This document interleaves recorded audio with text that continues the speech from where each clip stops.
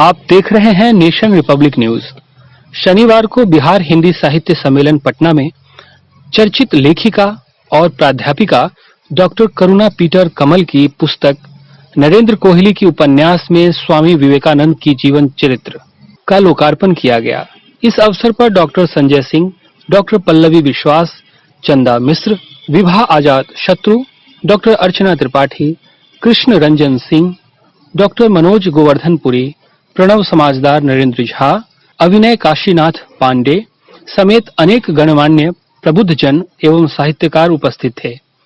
अतिथियों का स्वागत सम्मेलन की साहित्य मंत्री डॉक्टर भूपेंद्र कलसी ने तथा मंच का संचालन योगेंद्र प्रसाद मिश्र ने किया। सम्मेलन के उपाध्यक्ष डॉक्टर शंकर प्रसाद, डॉक्टर कल्याणी कुसुम सिंह, लेखिका के पति कमल कुमार, पूनम आनंद, कुमार अनुपम, राजकुमार प्रेमी, डॉक्टर विनय कुमार विष्णुपुरी आदि ने भी अपने विचार व्यक्त किए। इस सभागार में उपस्थित जितने भी मेरे प्रियजन हैं, विद्वत्तजन हैं, सबको मैं सादर नमन करती हूँ।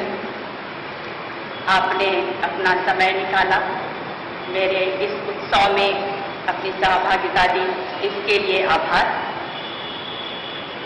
मैं आज इस उपलब्धि के लिए किसी एक को श्रेय यदि दूं तो शायद नाइंसाफी हो जाएगी, क्योंकि इस श्रम में बहुतों ने अपना योगदान दिया है।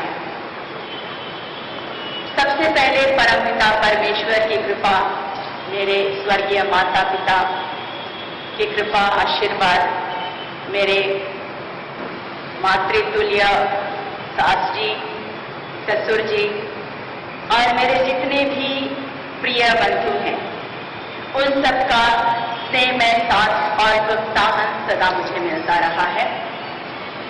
और इस क्रम में मैं अपने जीवन साथी को नहीं भूल सकती, क्योंकि उनके सहयोग के बिना यह संभव नहीं था। उन्होंने पग पग पर मुझे संभाला, मुझे आगे बढ़ाया और आज मैं इस मुकाम पर पहुंच सकी। पुस्तक पर अपना विचार रखते हुए लोकप्रिय त्रैमासिक पत्रिका साहित्य यात्रा के संपादक डॉक्टर कलानाथ मिश्र ने कहा कि विदुषी लेखिका ने लोकार्पित पुस्तक एवं उपन्यासकार नरेंद्र कोहली के व्यक्तित्व, उनकी औपन्यासिक कृतियों एवं विवेकानंद की जीवन पर आधारित उपन्यासों पर मनोरम प्रकाश डाला है।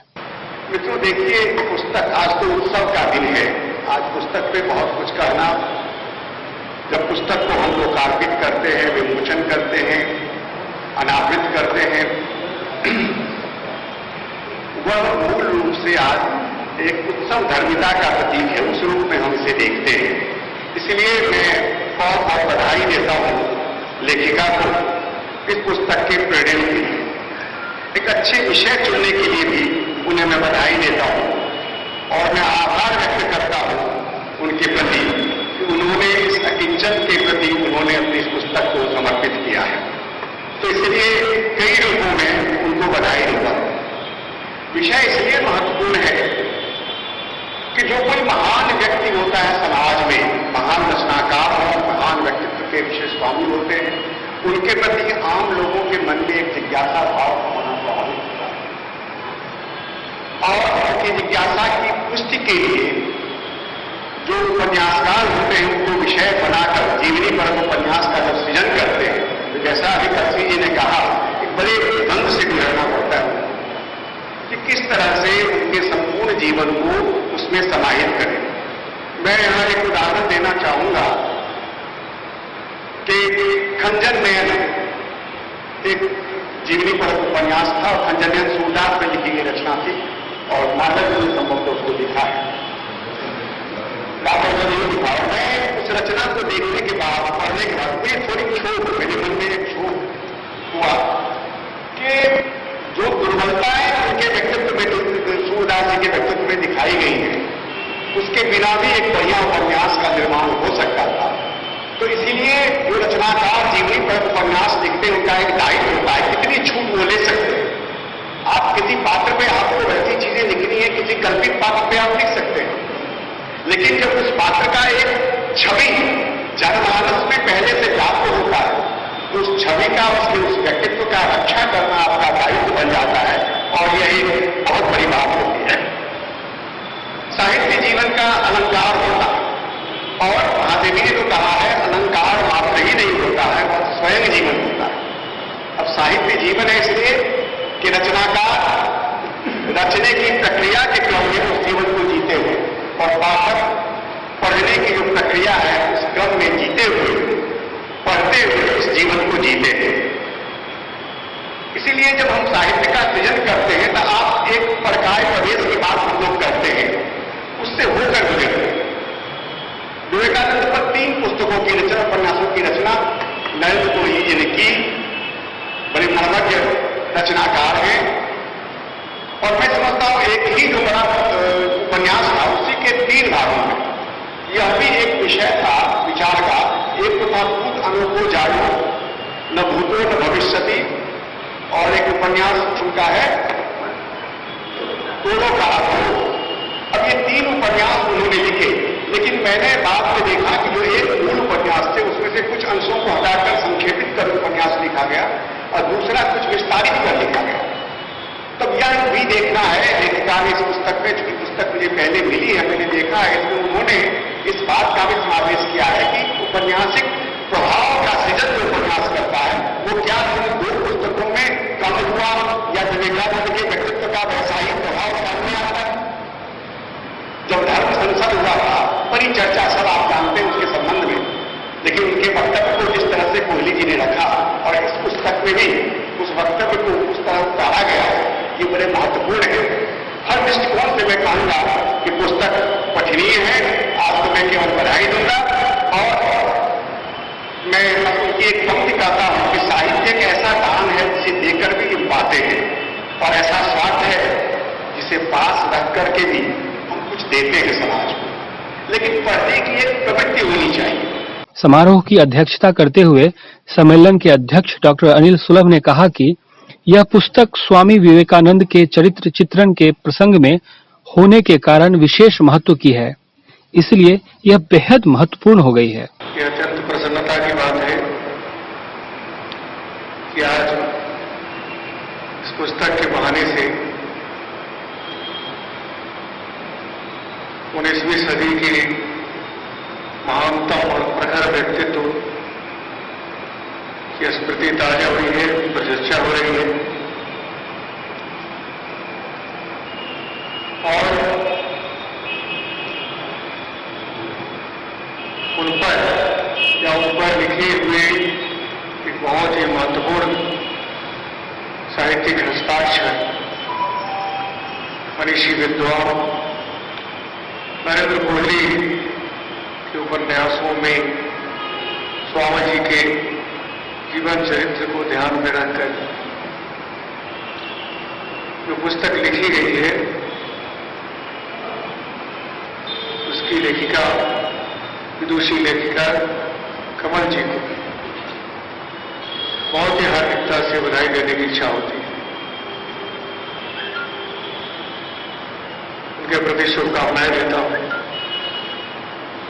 स्वामी जी पर कुछ चर्चा करूं उसके पूर्व पुस्तक पर संक्षिप्त चर्चा। यह पुस्तक स्वामी जी के ऊपर है इसलिए तो महत्वपूर्ण है। नरेंद्र कोहली जैसे चिंतक, विचारक और काव्य कल्पनाओं से अत्यंत परिपूर्ण उपन्यासकार द्वारा लिखी हुई पुस्तकों पर चर्चा के कर और लेखिका स्वयं क्रिस्तीय समुदाय से हैं,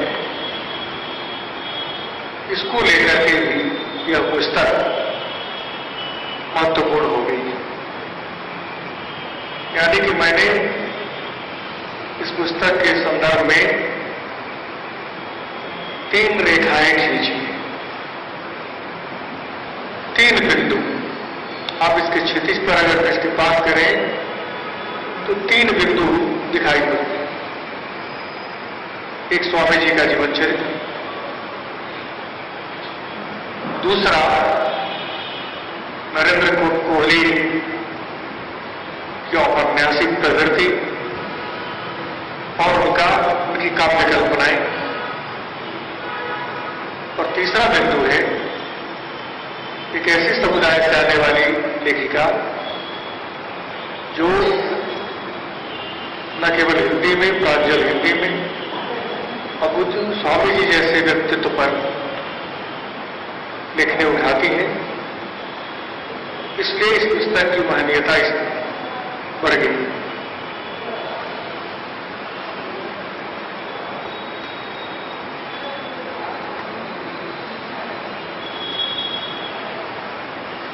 कभी कभी कोई पात्र जिस पर हम लिखते हैं, लिखना चाहते हैं, पात्र का चरित्र ही इतना महत्वपूर्ण होता है कि लेखक महत्वपूर्ण हो जाता है।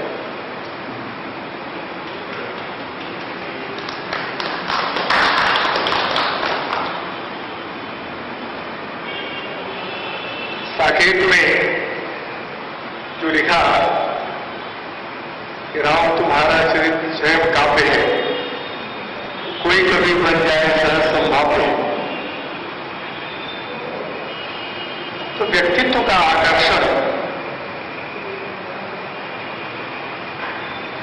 और उसका जो सौंदर्य बोध है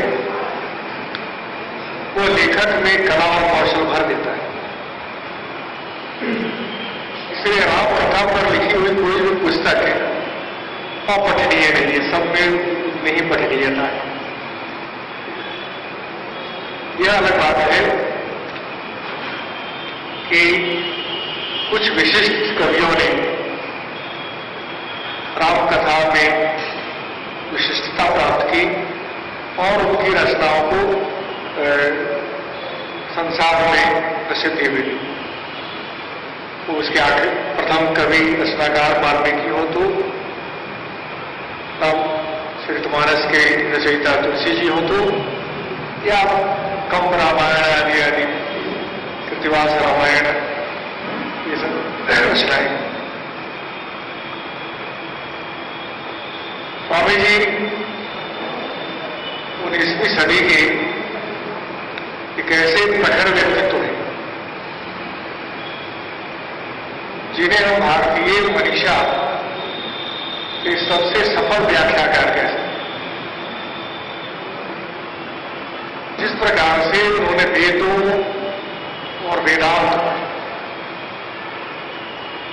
व्यापक अध्ययन किया और ऐसी आध्यात्मिक उपलब्धि अर्जित की, ठीक है कि इसके पीछे क्या आध्यात्मिक चेतना को जागृत करने में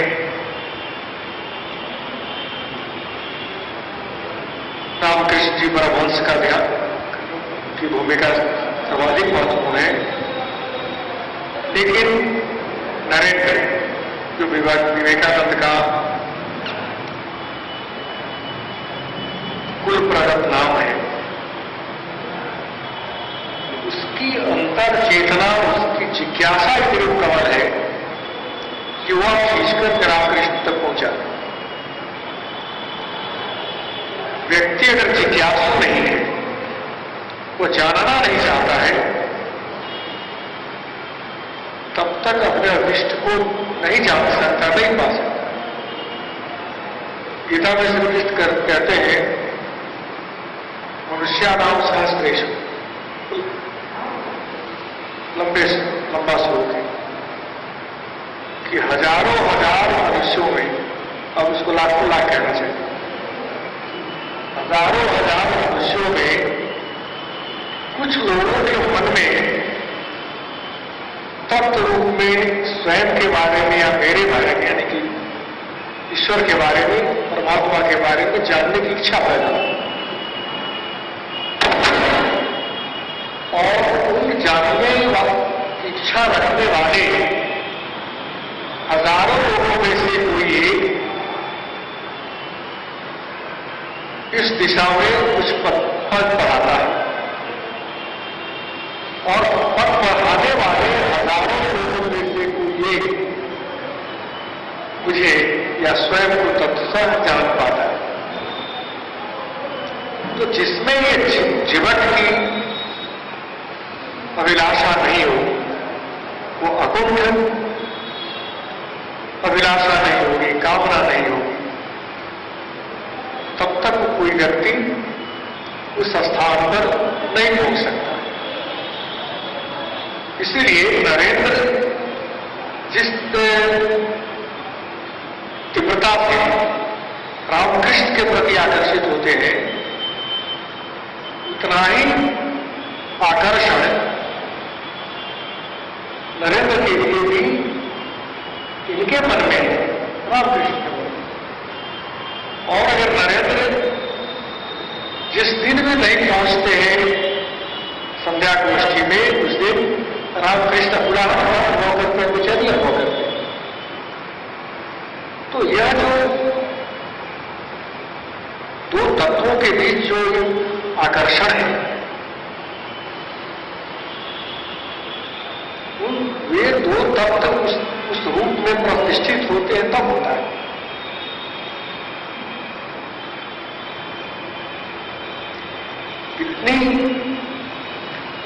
इतना गंभीर आकर्षण तभी होगा जब दोनों के बीच जन्म जन्मांतर के संबंध होंगे, नर और नारायण का संबंध होगा। इसलिए कृष्ण अपना जो तत्व ज्ञान है वो अर्जुन को देते हैं। उसको कहते हैं कि तुम हो हम आप हो, जिसको ये दिया जा सकता है, ज्ञान दिया जा सकता है। ये हमें बात है कि गीता के माध्यम से गीता का ज्ञान, कम से कम उपदेश निखिल विश्व को प्राप्त हुआ। लेकिन वह आध्यात्मिक शक्ति जिससे उस परम तत्व की पहचान होती है, उसका दर्शन लाभ होता है, यह अर्जुन को ही प्रदान किया गया। वो दिव्य दृष्टि जिससे वो देख सके। तो इसलिए आपने ये कथा अवश्य सुनी, ये प्रसंग अवश्य सुना होगा कि जब रामकृष्ण जी ने उन्हें दीक्षा दी, औपचारिक दीक्षा, तो 4 दिनों तक, 4 दिवस रात्रि तक विवेकानंद समाधि की अवस्था में थे। और ये जो अपना कन्याकुमारी में जो अभी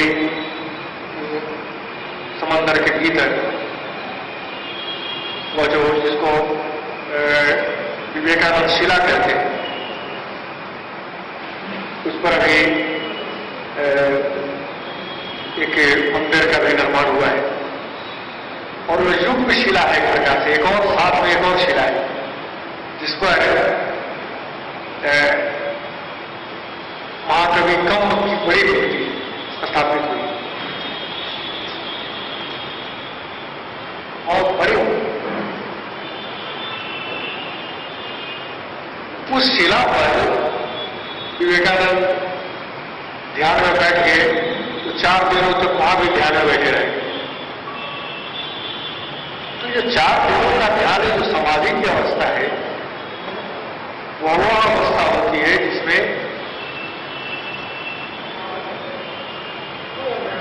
जो अंतर आत्मा है, जो आत्मा है, वह शरीर से मुक्त हो गई होती है।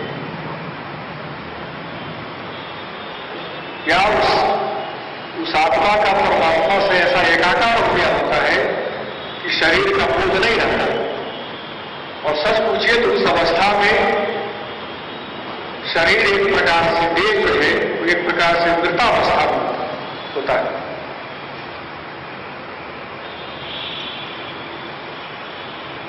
वह एक अवस्था में, एक आसन में, वो एक पत्थर की मूर्ति की तरह स्थिर हो गया रहता है।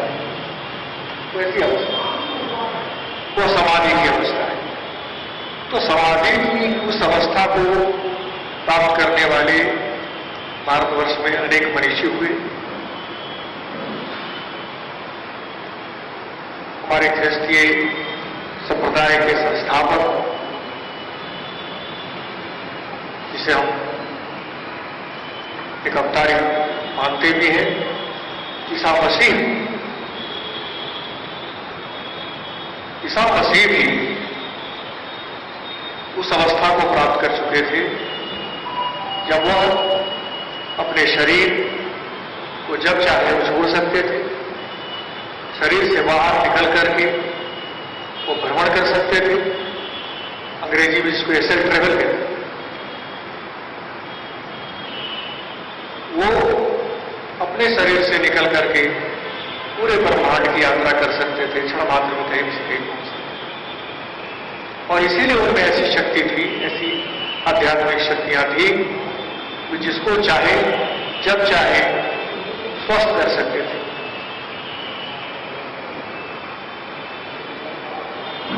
गूंगे को के मुंह में जुबान दे सकते थे,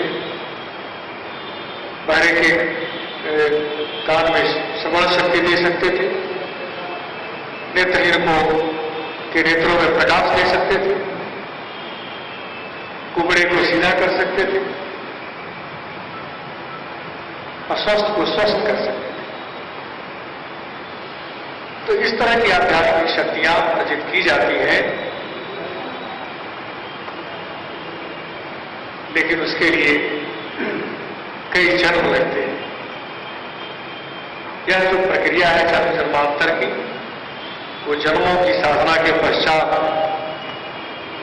वो एक एक सोपान चढ़ते चढ़ते अंत में मनुष्य उस अवस्था को प्राप्त करता है जिसमें मनुष्य यानी कि आत्मा परमात्मा से एकाकार करने की शक्तियां या सामर्थ्य प्राप्त कर लेता है। और यह उसी परम नियंता परमात्मा की कृपा से ही होता है और तभी उनको सद्गुरु प्राप्त होते हैं। कथा लंबी हो जाएगी, ये विषय बहुत ही ऐसा है कि और मेरे विचार का, मेरी रुचि का विषय भी है, तो इसमें समय अधिक लग सकता है। मैं अंत में नहीं कहना चाहूंगा कि जो कुछ भी मैंने कुछ प्रश्न पलट के देखे हैं, उस बात से इस बात का बोध मुझे अवश्य हुआ है कि लेखिका में वे सब तत्व हैं जिससे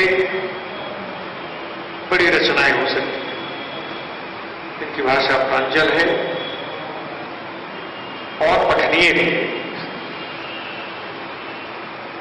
और इनके भीतर अन्वेषण की क्षमता भी है।